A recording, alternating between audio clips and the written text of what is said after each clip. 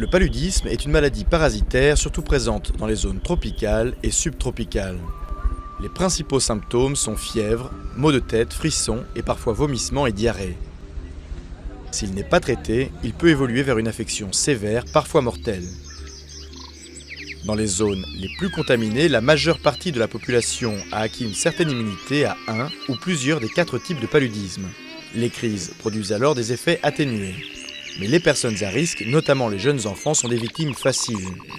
Il existe plusieurs molécules pour traiter les malades, la principale est l'artémisinine. Elle est souvent combinée à un autre antipaludique pour diminuer le risque de résistance.